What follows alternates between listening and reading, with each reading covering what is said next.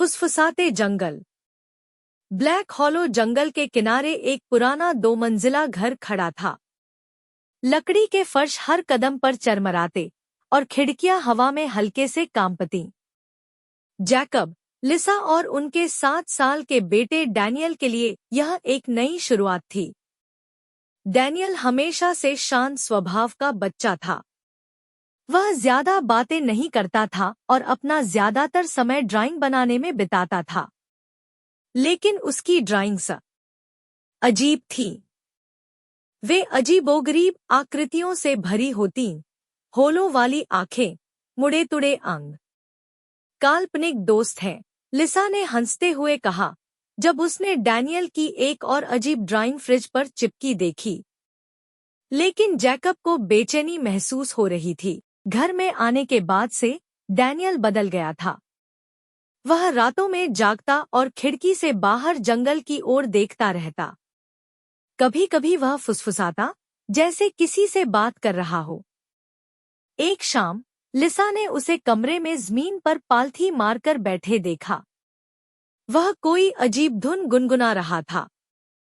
Danny, किससे बात कर रहे हो? उसने नरमी से पूछा।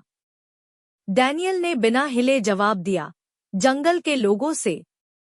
लिसा सिहर उठी। क्या कहते हैं वे? डैनियल ने धीरे से सिर घुमाया। उसकी आंखें अंधेरे में और गहरी लग रही थी। वे अंदर आना चाहते हैं। रात में जैकब की नींद हल्की सी आहट से खुली। टप टप टप। खिड़की पर हल्की खटखटाहट। वह उठकर बैठ गया। दिल तेजी से धड़क रहा था। हल्की हवा में पर्दे हिल रहे थे, जैसे कोई बाहर से गुजरा हो। वह घबराकर डैनियल के कमरे की ओर भागा। दरवाजा धकेला। बिस्तर खाली था। खिड़की खुली हुई थी।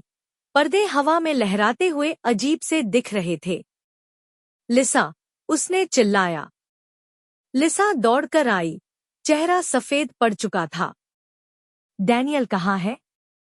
उसी समय एक आवाज आई। धीमी, हल्की, लेकिन जानी पहचानी। डैडी, आओ, हमारे साथ खेलो। जैकब खिड़की तक भागा और बाहर झांका। चांद की हल्की रोशनी में डैनियल जंगल के किनारे खड़ा था। पर वह अकेला नहीं था।